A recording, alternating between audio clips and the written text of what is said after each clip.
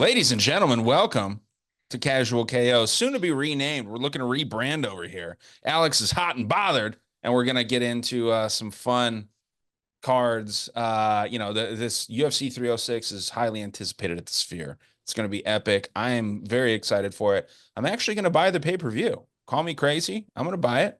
I want to see all the visuals and the spectacles in high definition, and I'm probably going to eat some barbecue while doing so. So I'm pretty stoked. What are you guys up to for this UFC 306? Alex, since you got a lot to say, what are you doing? What are you doing for UFC 306? Tacos. Tacos, Tacos. Chipotle. Oh, Chipotle, huh? Tacos and Chipotle, baby. Hey, I'm actually making taco salads tonight, and I'm very fucking excited for that. You know, the fried tortilla bowl. We're going all out for it. It's going to be a good time.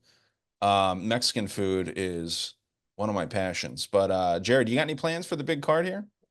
I was Chipotle and had the boys over. Yeah. How many people you guys watch these cards with? I like 3 to 4. Okay. Bunch of degenerates. I mean, that's what's up though. And you guys don't drink. You take this very seriously. I Um, count for like 5 people though, because I'm loud. and you have multiple personalities, it sounds like, right? Now, so yeah, before we started recording here, we had a fun just little chat with a friend. So this is why Alex is a little fired up. I won't go into too much detail here, but for those out there that are interested, Alex is running a service to where you can reach out, profit picks. You can go to his Instagram, you can see what he's doing there, and he will provide all kinds of like consulting and different shit like this. It's well worth its weight in gold. $20 a month, if I'm not mistaken. And he's been, selling winners essentially. He's obligated to give winning picks. So that's why his picks aren't always sexy. They're not always fucking plus 5,000 odds. He's obligated to give you winners, and he's obligated to give his clients winners. Now, what Jared does here, for those that don't know, he just gives out bomb picks. He'll do them on his Instagram. You can DM him at Teep Picks. And is it Teep underscore picks? Just T picks. Teep Picks, an original enough name, no underscores involved. But either way, guys, what we're looking to do here on the show, like I said, it's called Casual KO right now. We're talking about a little bit of rebranding. We want to turn this into a full, like, I don't know, like we wanted to do some apparel, we wanted to do some other things, kind of focused on gambling and fighting. So stay tuned, see what's going on. Figured it was a good time to kind of talk about it on this massive card because there's only 10 fights. So this will be a shorter episode compared to last week where we had 13. And yeah, we're just looking to really kind of take this to the next level. So if you guys support that on audio, a Dangerous World podcast, look for the podcast to be coming out under its new name as well. I will continue to post on Dangerous World until that other thing grows enough, but you can always watch on the Profit Picks YouTube as well. Guys, any thoughts on last week or anything like that, Jared? Yo, last week I was due for a card like that where my overall picks were kind of fucking all over the place. It was kind of rough, and I missed a ton of the fights. I was picking somebody up at the airport, so it's always a pain in the ass. But I hit the whale bet. That's all that matters. It was a good last weekend though. We had a shit ton of fights. Swept the one championship card. Did pretty good on Bellator. Missed on Douglas Lima, but that was it. And then UFC, yeah, we just hit the whale and then punted some profit on NFL. That's all right. Sweet. I mean, I love betting NFL, man. I love betting NFL. It's fun. Sundays are epic. There's just so many fucking games going on. And I love these Monday, Thursday games too. They're pretty sick. So I've actually got some NFL picks for you guys later at the end of the show with this Thursday night game. Hopefully you'll hear the audio before then. Bills are taking on the Dolphins, I believe, in Miami. So should be a cool game, pretty evenly matched. But Actually, I hit a sweet live bet for a TD score. Did you watch the 49ers game? oh yeah, So that dude, Jordan Mason, who is taking over yeah, for McCaffrey. he's a So, badass. Yeah, dude, when he got that touchdown and then fucking Samuel got the holding penalty, so it got called back, and then Samuel gets a touchdown. I'm like this, and it was still in the first half. I'm like, this dude's got to get one by the end of the game. I pull up the live odds for him to get a touchdown. He was plus 285. nice. Oh, that's beautiful. And then sure enough, he got it, I think, in the third quarter. Yeah. Dude, I'm crushing in my little fantasy league. We don't have any money on the line because I'm fucking working with a bunch of like teenagers and early 20-year-olds. So it's my sister who's 20, her boyfriend who's 21, and then like his brothers and I think like his brother-in-law or something. Like it's just like, it's just kind of a fun thing. But I'm dominating, dude. I got Jalen Hurts, I got Cooper Cup, I got Kittle and fucking Kelsey. I got all kinds of badass players because they You'd just think you're dominating. It's only week one. well, I put a fucking stamp on week one. And yeah, we'll see what happens this week. But yeah, man, just look for more to come from this whole casual KO thing, which again will be renamed. Want to rebrand, make a cool cover art and some merch, gambling tailored merch and stuff like that. It should be fun. So, Alex, any thoughts on the last card before we move into this? Jared gave his. I only pretty much did good in one championship, to be honest. Lost in BKFC. That was a wild card. 10 underdogs in a row cashed, which is Yeah. wild. You don't see that too often. But yeah, we gave out a huge underdog last week, plus 300. I said I was very confident. I hope you guys rode that.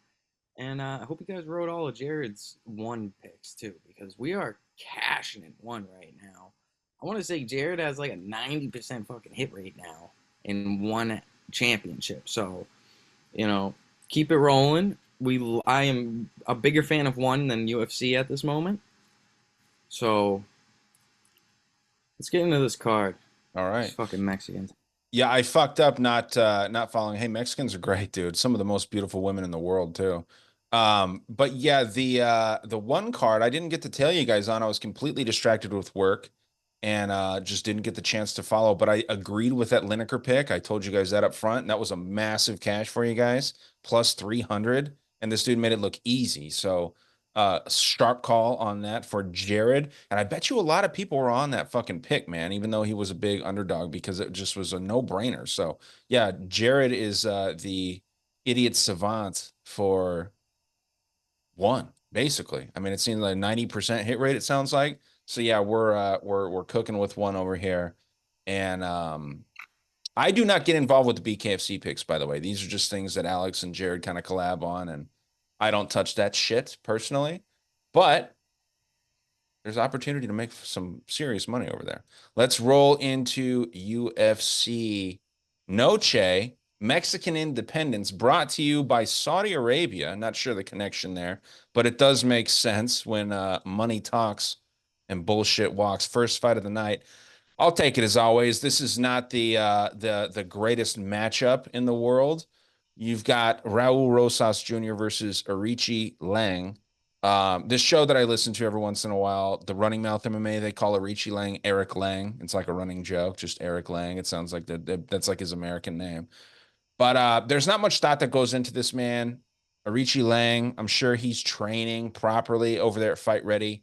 It says this something martial arts club on Tapology, but he trains out of Fight Ready here in Phoenix. I think it's Scottsdale that they train out of. Very good camp. You've got people like Henry Cejudo, Tracy Cortez, some pretty solid fighters training out of that area, and they have a massive Asian community there too, in that gym. But I think Arichi Lang is up against it here, and I think this is intentional, obviously. I think Raul Rosas probably gets a sub in round 1 or 2 for the sake of the show. I am going Raul Rosas to get a sub in round 2 after he wears out Arichi Lang a little bit. But yeah, this 19-year-old kid, man, he's great at grappling and he's very good at taking the back once it hits the ground. So I think he gets a rear naked choke specifically in round 2. Jared, what do you got in this first fight of the night? Yeah, I mean he is great at grappling. I think that's all he's great at. He's gonna be spamming shots. He is a jujitsu nerd at heart. Striking's really not good. He's low volume. He's hittable. Dude, Just he a knocked out Terrence Mitchell, Jared. I know the goat. Unbelievable. I don't know how he did it. But yeah, dude's one dimensional, questionable gas tank, even at fucking 19, which is crazy. But yeah, I was trying to find a spot on a Ricci Lang here. Just can't get there. The dude, he's got sharp hands. He hits hard. Uh, he's kind of stationary, but it's kind of because he's more of a counter puncher. He's gonna look to keep distance and try to catch Roses with big shots on the way in, but I just don't see it working out for him. I mean, the floor is going to be lava for him. We've seen the guy struggle with wrestlers in the past. It's just, obviously this matchup's made for Roses. They're giving him a winnable fight. There's a world of Richie Lang catches him, but I just don't think it's the world we're living in. So I'm with you. I'm going to go Roses round 2 sub. Wow. Lockstep on the first one. Hopefully Alex doesn't agree with the round two sub. Um, Rosas has a chin too. I will say, 19 years old, you're gonna have a chin. He hasn't taken much damage, and he's got that. I think he's got cardio. I think the nerves get to him though. So, Alex, what do you think about this matchup, man? Tough fight. Don't want nothing to do with this fight, to be honest. I think it should be lined a lot closer, to be honest, I think a double method here would be good, like Rosa, sub, or Lang, KO wouldn't be a bad look here. But yeah, I'm gonna go Rosa round one sub. Just, I think there's levels of difference in the BJJ here. We seen Archie get worked by like Jay Perrin, and I even thought he lost that fight. So, yeah, I think he's gonna get taken down in the first round, and that's probably the only other type of bet that I would consider looking at is Raul Rosa to get a takedown in round one. Is it Rosa or Rosas? Whatever. Yeah. Chiwiwi. Chiwiwis, Raul Chiwiwis Rosas. Does he even have a nickname? I think it's like El We know it Nino, is. El Nino Problema, the problem child. Chiwiwis should definitely be his new nickname. But yeah, so sub round one, we're all in kind of the same side here with the sub in some early round. But yeah, I think that Arichi Lane can kind of defend for a little bit. Now, second fight of the night, Alex, I'll throw this back to you. You've got Edgar Chairez versus Joshua the Fearless Van. I think that a better name, I don't know if you guys will get this reference, but a better name for Joshua Van would be Down by the River, and it would come after his nickname, Van Down by the River. Do you guys get that? Are you guys too young to know that reference? Chris Farley, Too young. too young. How old are you, Jared? 28.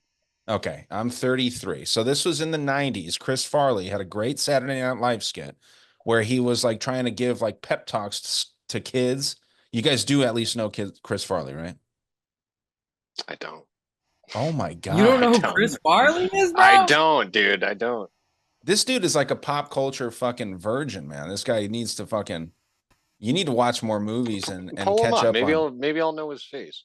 Chris Farley is a massively obese, kind of like the John Candy 2.0. I'm sure you don't know who he is either. Nope. Um, let's see. Chris Farley. I mean, Oh just yeah, yeah, yeah. I've seen that guy.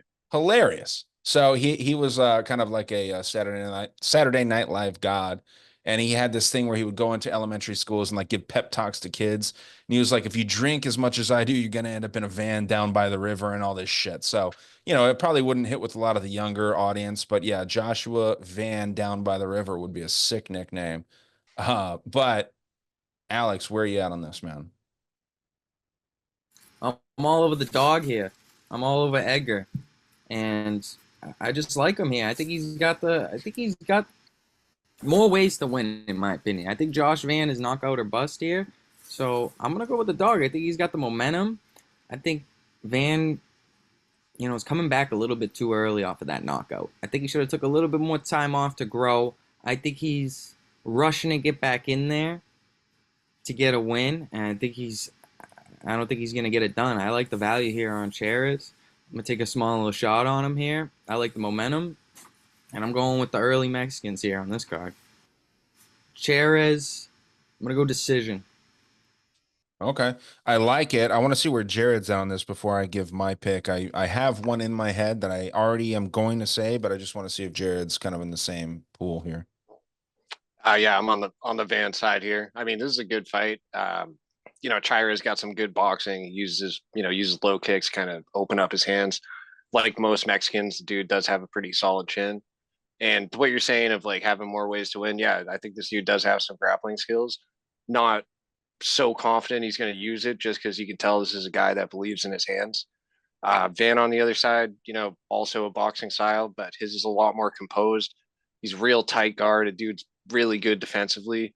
He tends to start slow, but he makes good reads. Uh, but yeah, man, he's really got to let his hands go here, and I don't think he should have much of a problem with Chires. They're both got good boxing. I think Van might be a little bit faster. I think he might be a little more accurate.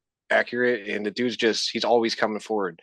He's gonna stay in Chirez's face. I don't think he's gonna give him a second to breathe. I think we're looking at a boxing match of 4-ounce gloves.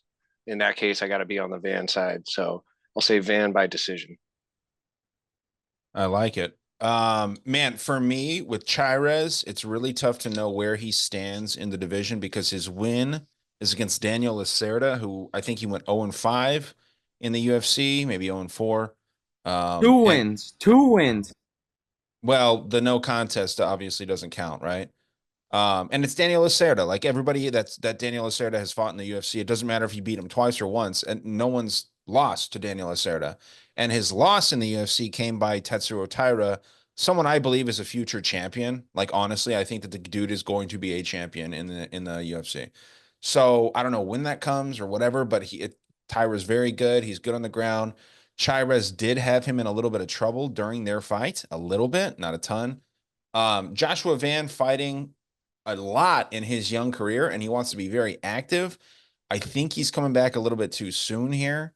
He's not going to knock out Chires. I really don't think he's going to knock out Chires. Chires never been knocked out in his 17 fights. 16 fights, excuse me. So yeah, I think that Chires has got to be the side here. If it's a close decision, you got to think that Chires gets it. And this could be one of those split decision type fights. So yeah, give me Chires. Not super confident on it all week. When I saw this matchup or when this matchup was announced, I was like automatically on Van. But thinking about it more, looking at it more, I think Chires is live here. And I think he's more than live. So yeah, give me Chires. I think he could get a sub. He could, but give me the decision for Chires. We're all agreeing that this goes long. Maybe an overplay is nice, but I'm sure the odds are not good there. Uh, Third fight of the night, Jared. This is yours.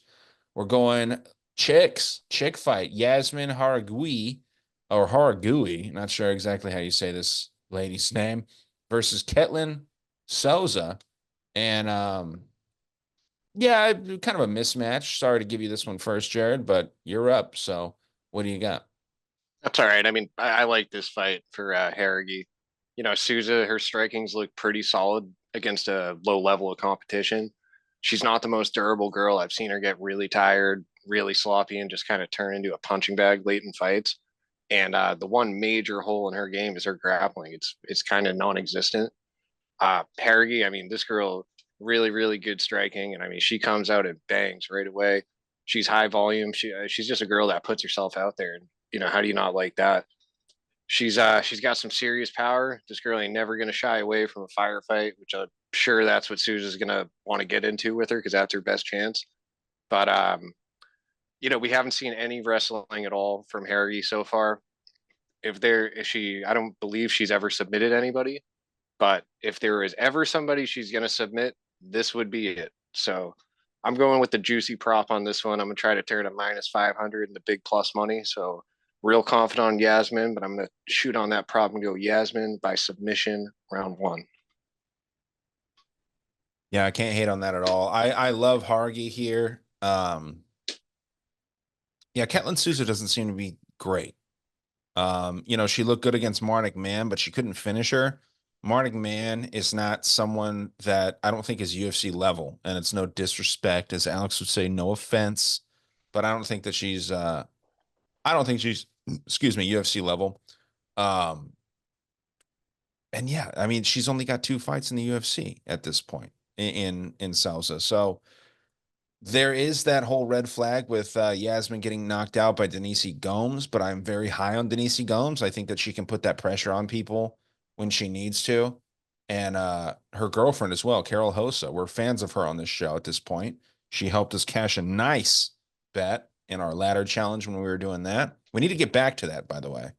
Um, I think this is an easy call. This is someone, if you were looking to try to like just build like kind of greasy parlays, you could parlay up Hosas and or Rosas, I should say, and then Yasmin as well. And then you could just put on other fighters if you wanted, because I think these are kind of locks, as big a locks as you can get in a UFC fight because they're Mexican fighting on this massive, as Dana White calls it, the love letter to Mexico card, right? Kind of weird to say it like that, but that's what he says. And I think a lot of Mexicans are going to win on this card, just foreshadowing here. Marab is not a real Mexican, by the way. He says he is now, but he's not. So yeah, I think Yasmin is as safe as you can get on this card. And I don't think she necessarily finishes. I think the logical thing to do here is the decision, but she could get a knockout. I mean, she's got great boxing. She's technical. So yeah, give me knockout round 2 for Yasmin. But just taking the decision would probably be the move. So Alex, what do you think? Lockstep in with you guys, and we're having a great year with women's MMA. Usually, I'm the guy that say always bet the ugly girl, but this year it's been the opposite. All the hot girls been winning this year, You said guys. Angela Howe was All hotter the than Tabitha sexy Ricci, ones. though. Whatever, you guys outpointed me, so I can, you Tabitha know, Ricci is it goes objectively along hotter with the than Angela trend. Howe. We're What? just saying that who you think is hot doesn't always mean is that's the hotter one. Well, we can all agree that Natalia Silva is far hotter than Andrade. I don't know. You got to check in with Alex on that one. Alex? Natalia Silva is a All right, bring come home to on. mom kind of girl. Yeah, Andrade's just more handsome. Yeah, she is a handsome fella. But getting back to your pick here, Alex, what do you think, man? I'm gonna go with Yasmin. I agree with Jared. I would stay away from picking a prop on this unless you're gonna go juicy. Just because, and that's why the line's wide, like right here, -4, 500. That's outrageous. That's a little wide, but I'm all over here. The only way she loses this fight is by a fluke knockout, in my opinion. That's the only way. And she is a little bit chinny. Yasmin's not the most durable girl out there, but I'll trust her here. I'll have a little bit of punts on her. Okay, so what's your method? We'll go round two KO. Ooh, copying me there a little bit. I like it. Okay, going back to you on this one, Alex. Manuel Torres versus Ignacio La Jaula Bahamondes. I love this dude's name, just I all gotta take around. I'm all over Manel Torres. I think he's the rightful favorite here. Opened up as the dog. Kind of missed the bandwagon on him, in my opinion. But I still like him here. I think it's the pressure and the fact that he can mix it up. I think that's going to throw off Bahamondes. And he struggles with the pressure. He likes to get into his rhythm, fight on the outside. I don't think Manel's going to ever even give him a chance to do that. I think Manel's going to run through Ignacio. I think he's going to win second round knockout, but I think he's going to need some help from the ref. But I wouldn't be shocked to see a decision here. Ignacio's very durable and he's tough. So would stay away from the over under here, would stay away from the props. I'm hitting Torres money line. 4 Mexicans in a row. Let's go. Yeah, dude. So you said KO round 1 or 2? Sorry, KO round 2. Round. Um, yeah, man, I agree with you 100%. Just my thing is the round difference. I think that Torres gets the knockout in round 1. People are talking shit about his wins in the UFC against Nicholas Mata and Chris Duncan. I think both those guys are good, man. Like they're like maybe not for UFC level. They're not high tier, of course, but they're good. Like they're good fighters. Objectively, they are good fighters. Chris Duncan is good. Nicholas Mata, massive upset in his what was it, his last fight or 2 fights ago when he fought Tom Nolan. And we know now that Tom Nolan fucking sucks because he couldn't finish Dominic Reyes' little brother, Alex Reyes, right? So, and he just looked out of place. He looks like a anorexic Bernstein bear. I like using the reference anytime I get the chance.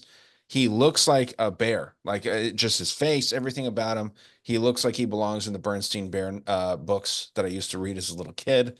And just a soft dude. I'm not a fan of Tom Nolan. I think he knows someone that knows Dana White, and they got him into the UFC because they're giving him these soft matchups, and he's still not very impressive, but he's meant to be like a prospect and all this shit. In this fight, man, give me Manuel Torres. It's gonna be sketchy because he needs to finish this early, you would think. Do we have proof that he doesn't have good cardio? Is there any proof? that he doesn't have good cardio? Jared, do you think? I don't think so, or at least not that I've seen.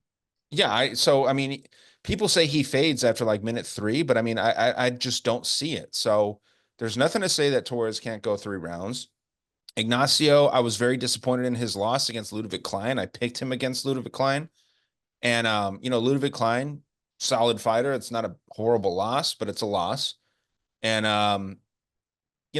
Bahamondes was cracked up to be like just like a huge fucking star, and maybe not star, but serious contender, and he's a problem for anybody and all this stuff. And then he loses to Ludwig Klein. I just don't think that makes you somebody that you should worry about against somebody that has this momentum. He's going to be riding that Mexican shit that's going on in this card.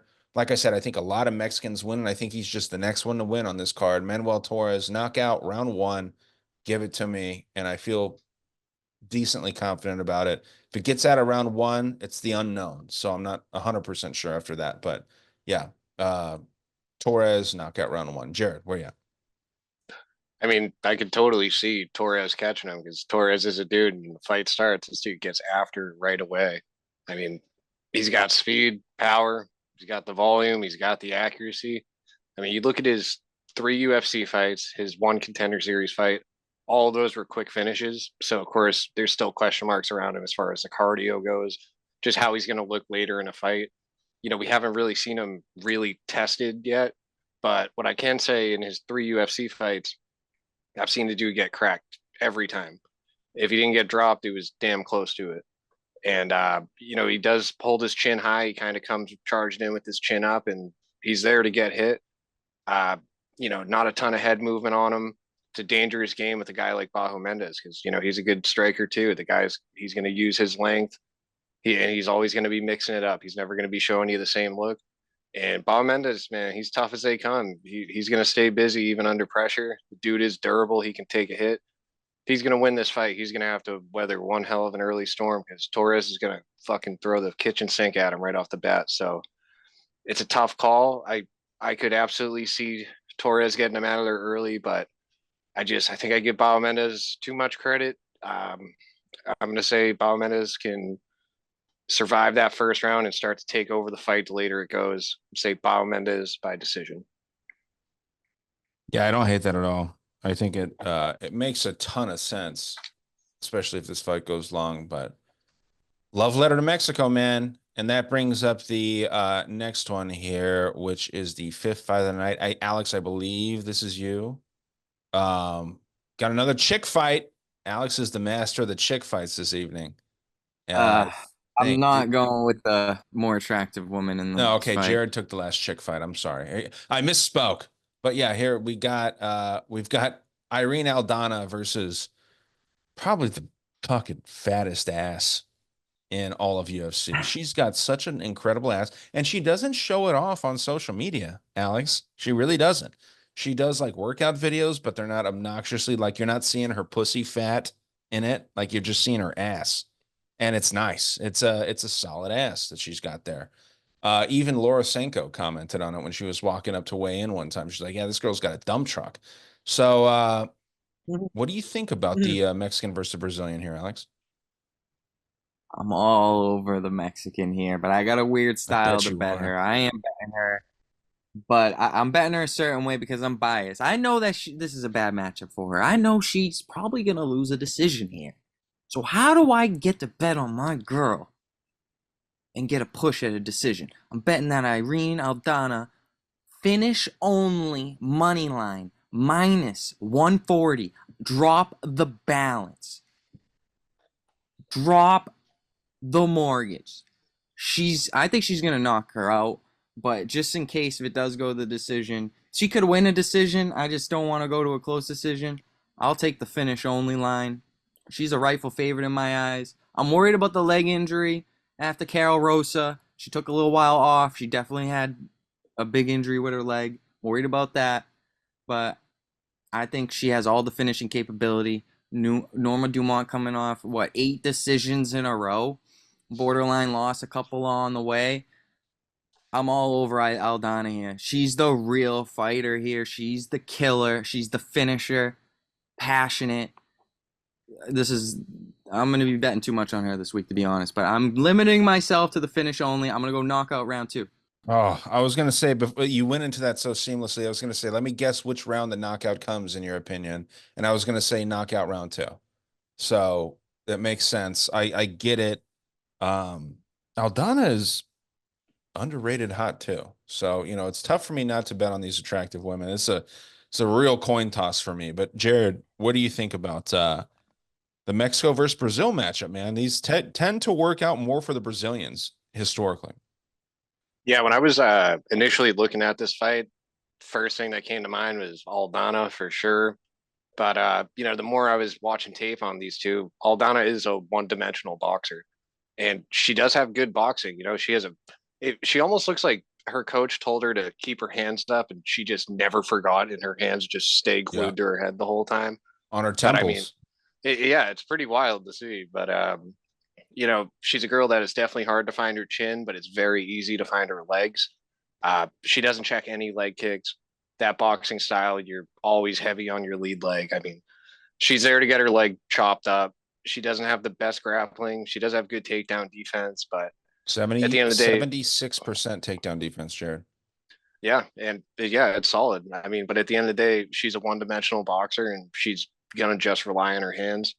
On the other side of Dumont, she's kind of boring, but it works for her, or it's been working for her. Whether it's striking or grappling, she's just not super active. She doesn't have the biggest sense of urgency, and she takes zero risk. But with that style, I mean, hey, dude, it's working for her.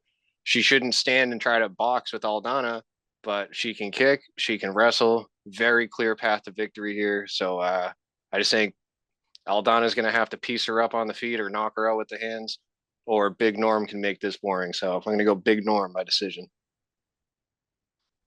Yeah, man, it's so hard for me to choose this one. I actually think this is a great fight. Like, people, it's the easiest fucking route to take to just be like, oh yeah, it's a women's fight. It's boring. I think it's a good fight. Like, Yeah. objectively, this is a really cool matchup. So is the co-main event. I'm fascinated with both these women's matchups. Yeah, the like I said, the easy thing to say is that like these women's fights are going to be boring. I don't think this one's boring unless Dumont makes it boring, but that's her path to victory. So if you have a Dumont ticket and it's a boring fight, you're probably happy at the end of this fun. Um,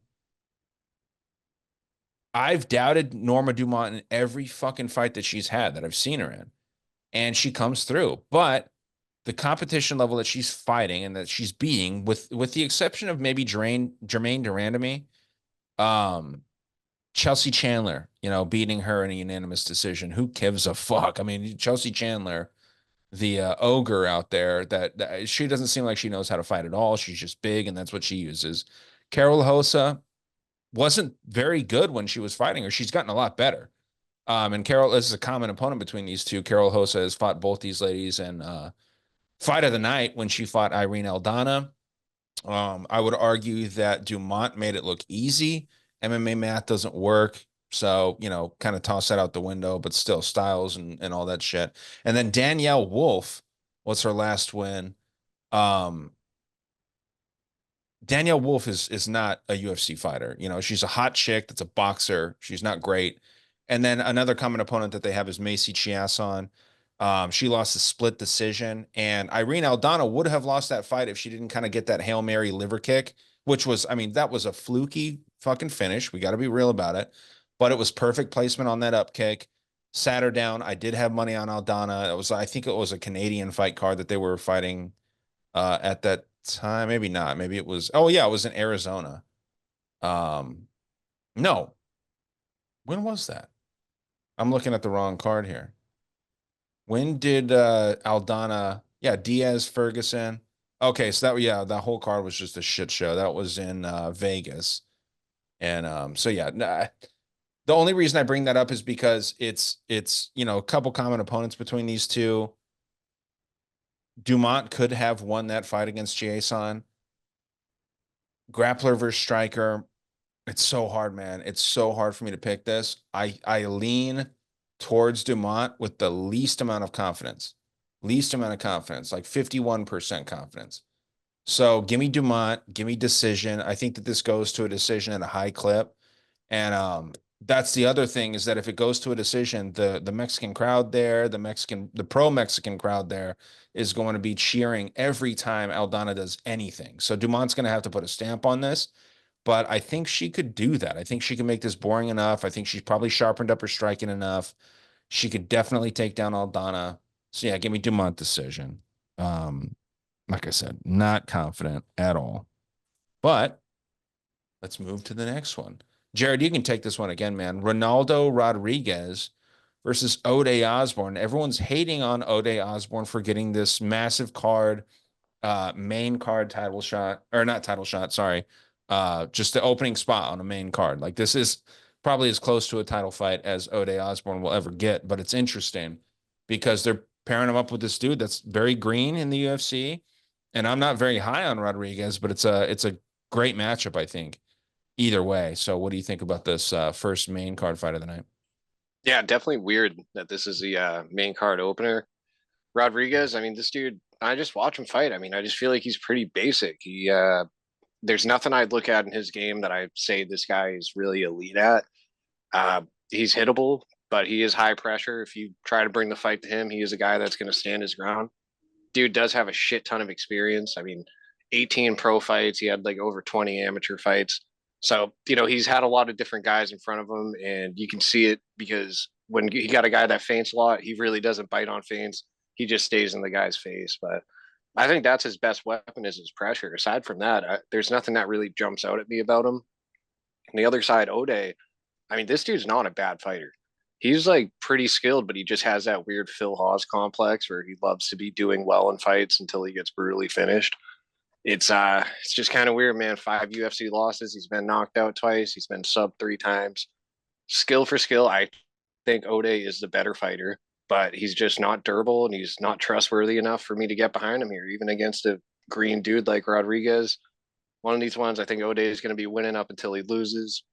Say Rodriguez by knockout, call it round 1. Knockout round 1. Wild. I like it though.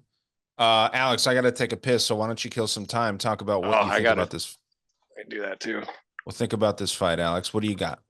I guess self. I gotta go with my boy O'Day, but I don't have no money on this. Stay away from this fight. Ode Osborne. Oh, last time he looked good was up a weight class at a catch weight of, I believe it was 130, 140. 130 against Charles Johnson. That was the last time he looked good, but he gassed late in that fight too. So keep that in mind. Ode early. I think he's going to look good early. Comes out strong. And also, I wouldn't put anything, $1 on this fight without watching weigh-ins. Because Ode has looked very bad on the scale. I think that'd be something to keep in mind. Keep your eye on the scales there. And what makes me worry is if you're losing a round to Denis Bondar, if Ode actually has his gas tank, he could easily win this fight, and he should be the favorite. But to be honest, I think Ode's killing himself to make flyweight. I think Ode's a big guy. I think he's going to look massive next to Lewis, just, muscular-wise. And I think Ode should move up to 135. That's probably his only chance here, especially if he loses here. I think he might be killing himself. Overly weight draining. I got to go Ode by decision. I wouldn't be shocked to see if he gets an early KO, but boy, he never looks good in round 3. That round 3 against Charles Johnson was a sweat. That was the definition of surviving the 3rd round after winning 2. And it's a bad look. So wouldn't be shocked to see Lewis win. But I took 5 Mexicans in a row, and I gotta think this is the one that is moving up too fast. That Denis Bondar fight, he really showed cardio, but he just showed a lack of fight IQ, showed bad wrestling.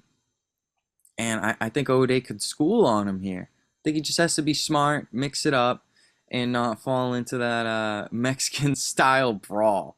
Even though he is live early, Hopefully he's running and getting his stamina going. Hopefully he looks good on the scale. And, maybe we'll throw him in a punt this week, but definitely as of now, stay away. Not $1 on this fight. What else would I look at? The over under here. You Over like is an Ode plus by one. what method and round? Sorry. I go there by decision. Okay. Now let's continue with what you were saying. My bad.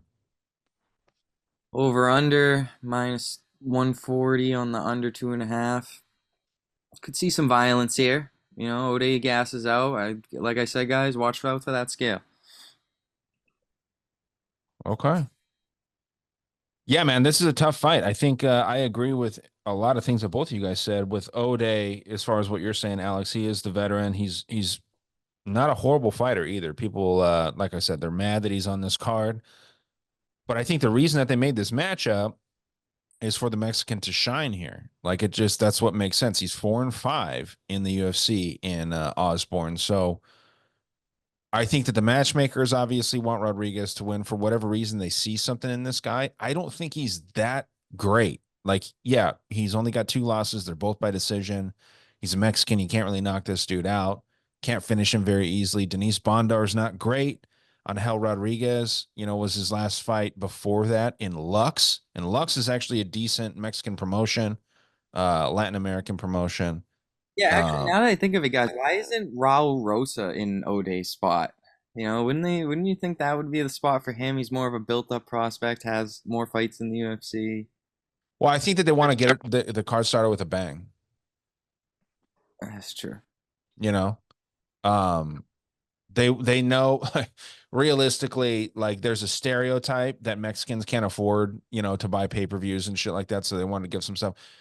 Dude, out here where I'm at, Mexicans like work hard as fuck and they make decent money, dude. Like they're working like blue collar jobs and they hustle and they do their thing. So it's not a true stereotype, but it's a real stereotype that's out there. So they're probably trying to give these Mexican Independence Day, supporters and shit like that just something free. You know what I mean? Um, Everybody wants to see Raul Rosas. There's another theory, like the people in the audience, they're going to be able to watch this fight not very drunk, right? So it makes sense, but yeah, I agree, dude. This should be the first fight of the night, I think, on the prelims. Um, with that said, though, I think Ronaldo Rodriguez is meant to win here, and I think he does that, even in a close decision. I think they give him the nod. I'm going with the Mexican here. I'm not as confident as Jared is with the knockout in round 1, but I will go. Shit, I might go Rodriguez submission, to be honest. And I think I'm going to do a submission in round 1. I think that it's kind of a fluky thing that happens. And Ode's trying to turn this in more into a grappling match. And Rodriguez catches him in like a guillotine or something. This would be his first submission in the UFC because he's only had 1 fight. And oh no, it'd be a second. Sorry, he finished Denise Bondar by rear naked choke. So I'm thinking it's a guillotine at this point though, with Ode shooting a bad shot. So yeah, give me the sub round 1 for Rodriguez. I'll take this next fight. We've got Daniel Zellhuber versus Esteban Ribovics. Great matchup. This could be fight of the night for sure, if the next one isn't. But Zellhuber, solid boxing, just all around good fighter. Esteban Ribovics is like kind of a wild man. Finished Terrence McKinney, and like I think it's the most violent finish that Terrence McKinney has ever suffered from, and that's saying something. So I said it, a while ago. I think Ribovics is the side here, and I am in the minority for sure. But I think Zellhuber's still green. He's only 25. I know Ribovics is 28, but Ribovics is wild, and I think that he could put the pressure on this guy. Zellhuber is, as his name, his nickname kind of, puts into perspective or whatever you want to say. He is like this Mexican golden boy. He's the guy that a lot of Mexico is behind, but I don't know if he could become champion. Ribovics, I could see him fighting for a title.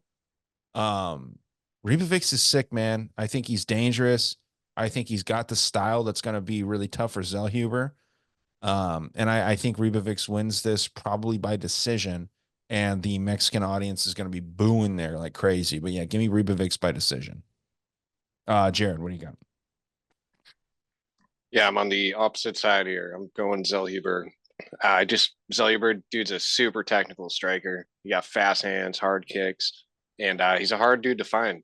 He's pretty well rounded. He's got good takedown defense. I just think all around he's just a good fighter, and he's got some really really clean technique. Ribovics, I think he's kind of sloppy, and I definitely think he has a bit of a questionable gas tank. You really see him slow down as the fight goes on because he just throws so much into every strike.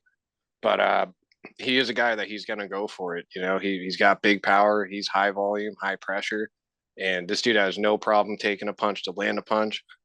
I think this is kind of just a weird matchup of like whose fight are we gonna fight? You know, the technician or the brawler. I kind of think it's sloppy versus clean. Ribovics wants to brawl. Zelluber wants to just kind of outclass him. I'm definitely being a little too harsh on Ribovics as far as being sloppy, but I'm just going off what I've seen. Uh, Good fight. It's kind of a clash of two strikers, but I'm just going to side with the more technical guy, the guy with the cleaner technique. I'm going to say Zelhuber can get a decision win here. I think it's going to be a great fight. Yeah, I'm excited for this one, man. Yeah, the saying is you brawl a boxer, you box a brawler, right? Like that's the whole thing. So who's going to get their fight going here? The wild card's obviously on that Ribovic side, but Alex, what do you think about this? Been back and forth with this. My heart wants Esteban. I'm a big fan of the guy. I like his fighting style. We all like the brawler. And Daniel Zellhuber, he's been a little bit lackluster lately, with the Israel Adesanya style decisions, to be honest. But he's been making us bread too, so I'm not gonna complain. But I don't want nothing to do with this fight. I think it's too close. I really do think it's too close. I think Esteban's gonna have the big shots. I think he's gonna be the one moving forward, and I think Daniel's gonna have the volume. And I think rounds are gonna be close. Obviously, in a close decision, you don't want to be with the fake hometown or the Mexican, even though we're in Vegas. Sponsored by Saudi Arabia. Yeah, I don't want nothing to do with this fight. This fight is fishy to me. I don't like this fight, especially with Oscar De La Hoya in the building, representing Golden Boy Promotions. I'm gonna lean Daniel wins a decision here, but I could see Esteban getting robbed here. I'm a big fan favorite of him. I'm not gonna be betting anything on this, but I might also take a look at the over. The over 1.5. Oh yeah, that got smoked. It was minus 250, minus 400 in another spot. I ain't gonna touch that. Scratch what I said. So what's your thing? Zelly by decision? By decision. I call him Zelly. That's my own personal nickname for him. Um, all right. Well, Alex, you can take this what I think could potentially be the fight of the night as well.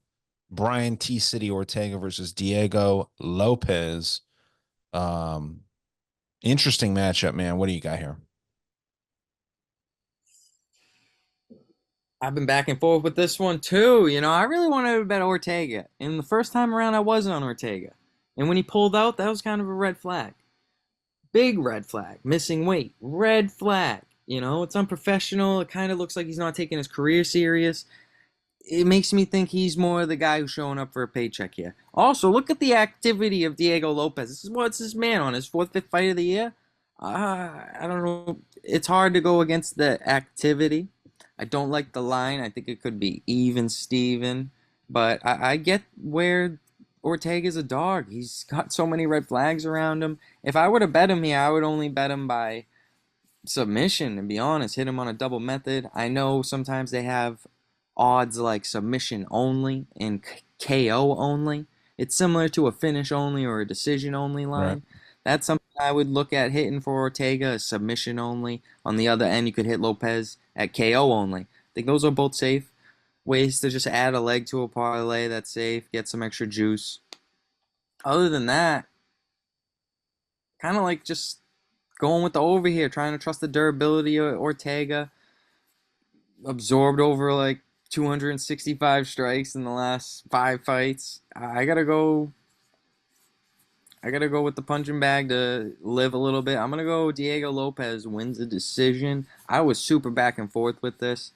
Not gonna be tossing too much on this one. Not the biggest play of the week, and I hate the line, but Diego Lopez is the pick. Gotta go with the momentum here. All right. Yeah, I'm queued up for the main event. So Jared, you can take this one next. Yeah, I'm with you, Alex. I'm on the Lopez side. I think we're in a weird era of the UFC where a lot of these older vets, not that Ortega's super old, but guys got a lot of miles on him. A lot of these vets is kind of like a passing of the torch. We're starting to see this new generation really start to get into the rankings, and of course, there's gatekeeps along the way, but I think we're really starting to see a passing of the torch here. I think this fight's no exception. I think Lopez is the real deal. I think he's the future of this division. And I'm fucking sick of Ortega being in the top five. The guy's had 5 fights in the last 6 years, and he's lost what, three of them. I don't get it. I mean, yeah, he's well rounded. He's got a great submission game. I think Diego Lopez has all those same things, and I think he's more dangerous on the feet. Big jump up the rankings here, but you know what? Out with the old, in with the new. I'm on Lopez. I think he can knock Ortega out. I'm gonna say he finds it in the second round. But yeah, man, I think there's a little passing of the torch here. Yeah, interesting that you say that the knockout comes. I don't know that Ortega can be really, like knocked out Yeah, in his well, current yeah, form. he's only had that shoulder injury, and then there was a doctor stoppage. But I don't know, man. It Some things happen, right? Everything's got to Sure. happen sometime. Yeah, it's not the craziest take, and I like the hot take, of course, but man, like Alex, I'm very torn between this because I love Diego Lopez. I also like the Brian Ortega that is not involved with Tracy Cortez. I think that Tracy Cortez, if you're dating someone like that, that's a cancer. I think that she's tough to date. And I picked Brian Ortega. I believe you guys both picked Yair Rodriguez when they fought in Mexico. Um, Ortega's good, man. He's very fucking good. And I think that he deserves his ranking, like where he's at right now. He put Alexander Volkanovski in a lot of trouble twice in their fight. And no one else has really done that other than Taporia and stepping up a weight class in Islam Makhachev. So I think that Ortega can pull this off. I'm going to go against the grain here, and I think that Ortega gets dropped by Diego. Diego rushes in, and he lives up to that T City name, throws him in a triangle choke, and we see a round 2 submission via triangle choke by Brian T City Ortega. Man, that's what I'm going with. Confidence level, not the super like highest confidence in this, but Ortega's a wild card every time he fights. He should be a minus 110 against anybody that he fights in this division, including Ilia Topuria. I think that he should be minus 110 against everyone. And he's at fairly like considerable dog odds here. Tapology says plus 155. Alex, do you have those odds like on hand of what these two are at right now? I'm curious. I already said sub round 2. Let's We see. have Alex is pulling up the Ortega. odds. Sorry, We repeat that. opened up. We have Ortega opened up at plus 120. He's now plus 150 and still Okay. going up. More public money coming in on Lopez. Yeah. I mean, this is not one. This is more of a fight that you should just enjoy as a fan. If you're a fan of MMA, this is such a good fucking matchup. But if you're betting, I think that you got to go with T City here, and I think that T City by sub is just I think it's a nice fucking pick on this, and he's always live. I like Brian Ortega Plus now that eight. he's shed the dead weight of Tracy Cortez, who lost her last fight. These exes sometimes, man, they go out there and they try and prove a point. I think that could play a little bit into this too, and T City definitely wants to win this. Obviously, people are saying he's almost about to retire and stuff. I don't see that happening within the next 3 years. Um, yeah, give me T City, man. Triangle choke in the second round after he gets dropped. Thoughts? Think a jujitsu coach is gonna fall into a fucking triangle. He could, man, against someone like Brian Ortega. I think he could because he's gonna get. I mean, dude. I love Diego Lopez. Like, I really do like him. I like the way that he acts. I like his fighting style.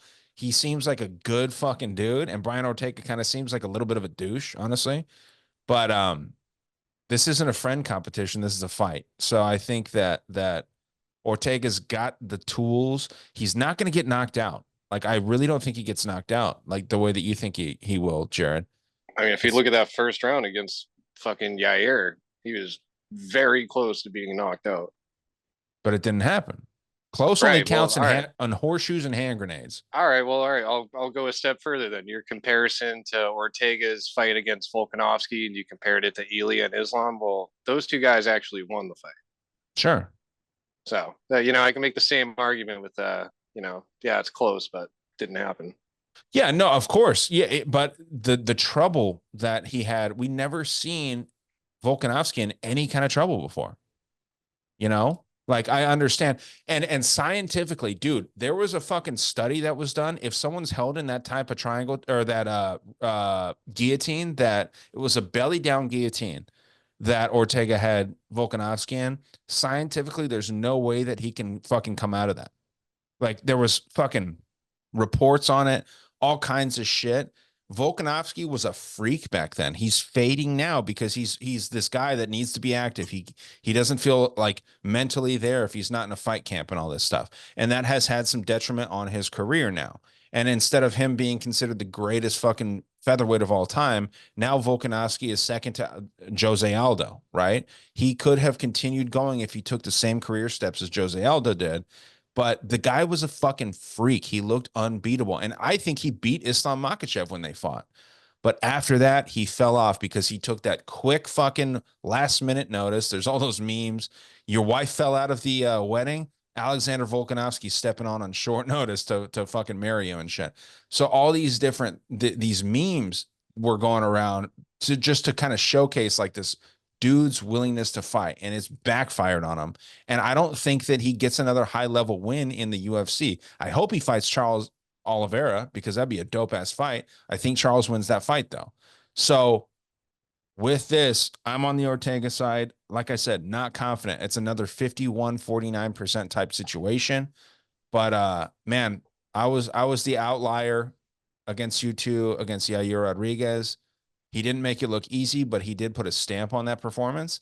And I think that he keeps doing this stuff, man. He keeps surprising people, and he shows why he should be ranked in the top 5. Damn, do I smell a pepper bed of brewing?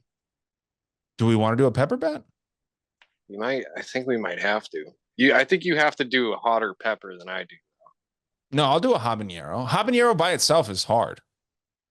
You saw Yeah, that. I'm not eating a ghost pepper. I felt it. Yeah, I'm not eating a ghost pepper. I'll do a habanero bet with you on this. Yeah, but you add habanero to your food and shit. Like I wouldn't do that.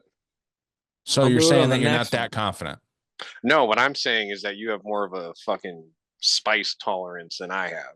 Okay, so it lines up with the betting odds. All right, you can do that. Let's go. Habanero bet.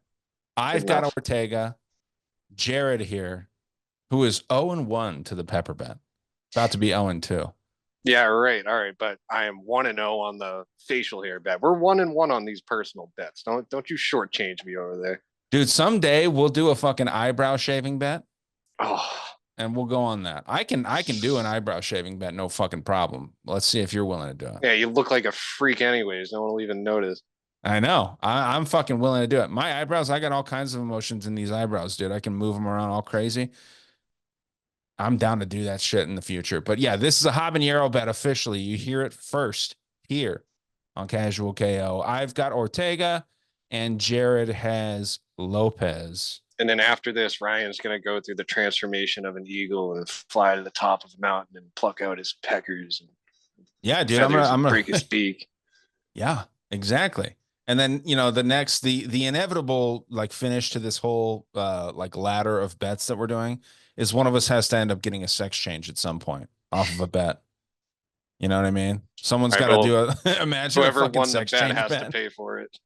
Yeah, I mean, I'll pay, dude. If I won a bet against you and you had to cut your dick off, I would take out a mortgage on my house for you to have to do that. Dude, did you see fucking Steve-O? It's like getting tits.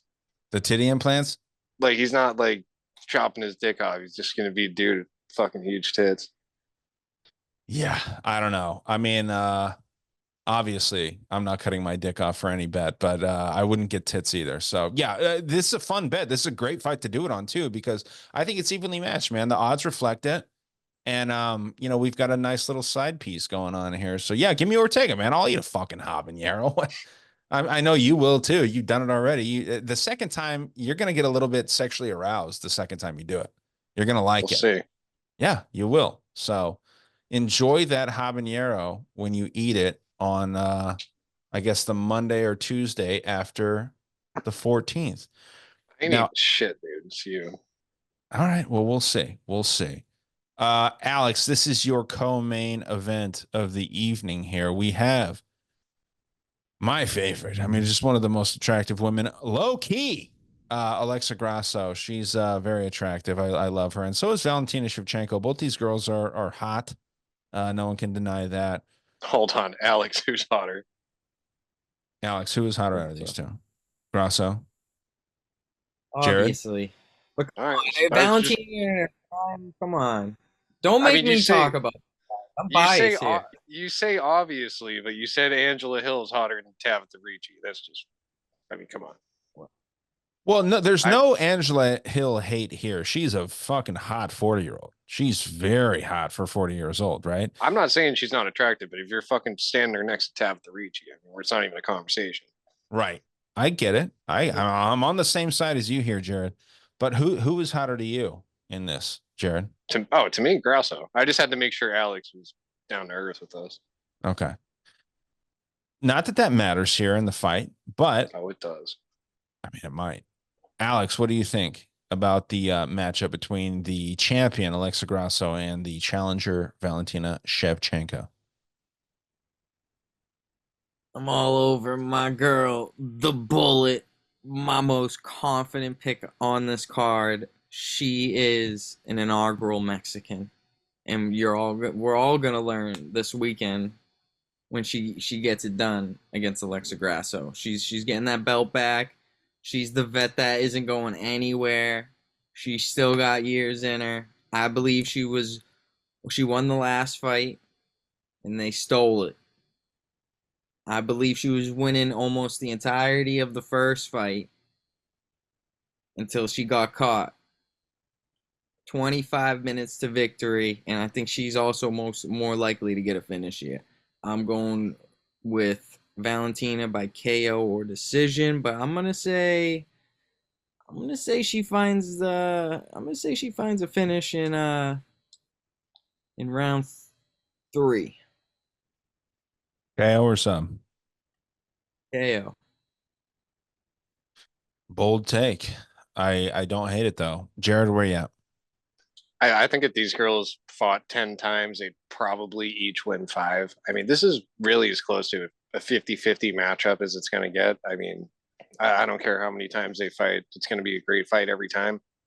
Um, but just, I don't know. I'm going to go against the age here. I'm going to side with Grasso. I think it's her time, man. She fought well in their last fight. I rewatched it today. I didn't think Valentina won. I actually thought Grasso won a very, very close fight. It absolutely could have gone either way. I don't know where a draw comes from because I don't remember any 10-8 that I saw, but It was in the fifth round by one judge. yeah, which is crazy. So Shevchenko should have won that last fight, realistically. If you call that a 10-8, I don't think it was. It wasn't a 10-8. Well, that fight was a draw. So the reason why it was a draw is because one judge did some fucking gorilla math right there, like on the fly, and he said, "Oh shit, these two other guys have it close. I need to make sure that if I'm not mistaken, it was like one judge had it for Grasso, one judge had it for Shevchenko, and then this other guy had it for Shevchenko, but then he called a draw, so it was like a minority draw, right?" I thought it was one for Grasso, one for Shevchenko, and then one had it as a draw. Yeah, that's what I said. Yeah, so where's the 10-8? That's what I'm saying. The 10-8 was in the 5th round because that judge realized he fucked up and he wanted Grasso to win, and maybe he was drunk or something. And he was like, yeah, oh shit, this is not a 10-9, it's a 10-8. If it was a 10-9, like it should have been in that 5th round, Shevchenko won.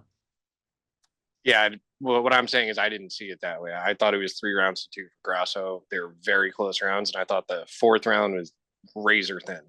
Like, absolutely, that decision could have gone either way, but a draw. I don't see how that's ever a draw. But yeah, that was some funky shit there. But Right. yeah, I'm just gonna side with Grasso here. Both great girls. Think it's a great fight. They both have a ton of skills that they can match each other's.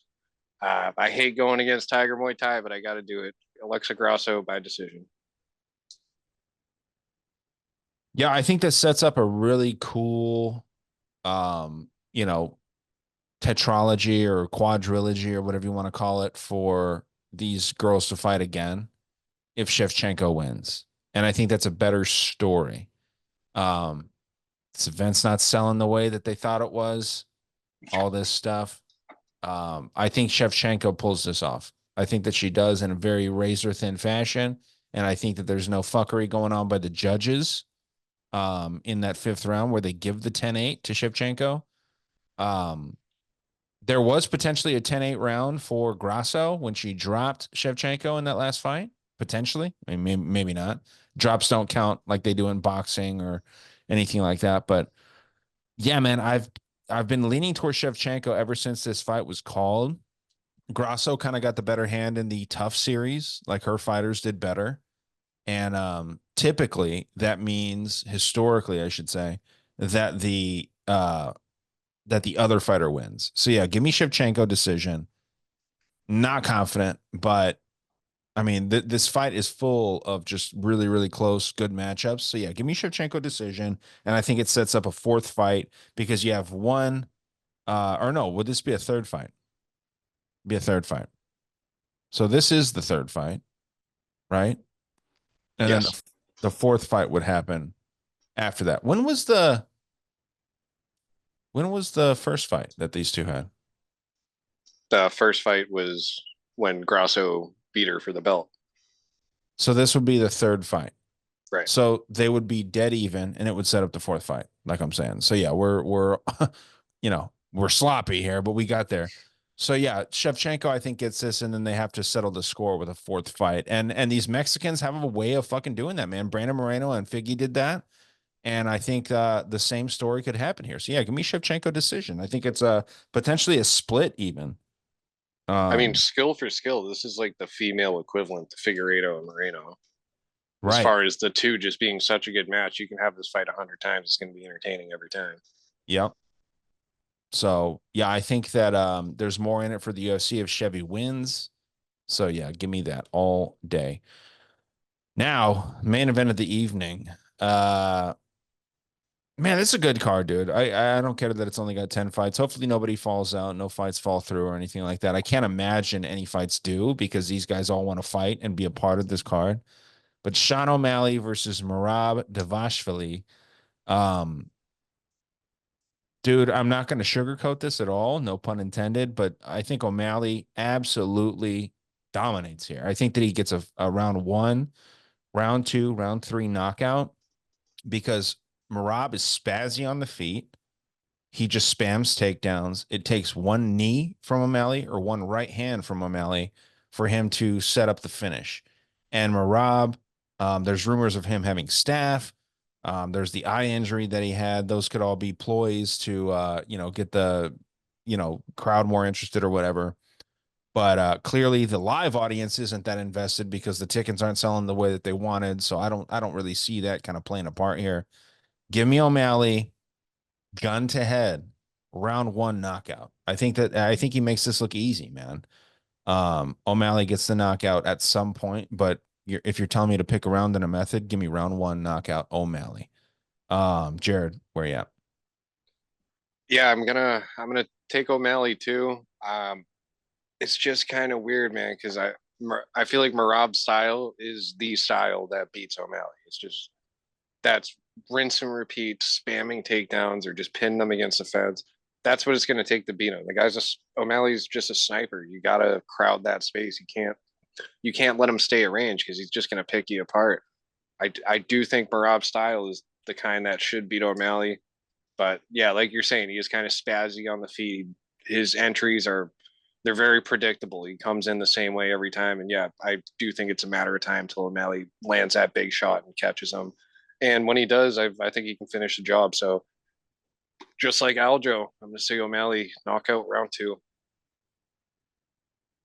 Knockout round two. Alex? I'm waiting. Yeah, I think you guys all missed the bandwagon on Sean O'Malley. Just as a bet. Just as a bet. You can make him as a pick. I respect that. But his opening was at plus 150. It was sitting there for a good couple weeks, for a month, few months, and now he's the favorite. And I don't like him as a favorite. It's a horrible matchup for him. This is the perfect style to beat Sean Brady. If I wanted to toss anyone in the top five right now to beat, I'm sorry, Sean Brady, Sean O'Malley. If I want anyone to beat Sean O'Malley right now, I got two guys right up front, Marab and Umar, right up front, ready to go. Best two styles, wrestling heavy game plan. Obviously, Umar's better. He can mix it up a little bit better.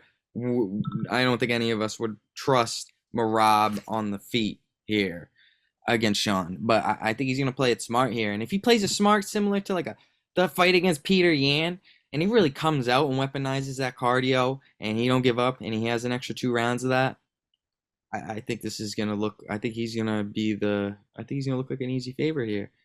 Um, I'm gonna bet some weird stuff on Marab. I know you guys hate these kind of bets, but I'm definitely gonna be taking Marab round one takedown. See if I can what I can get that at. Probably plus money.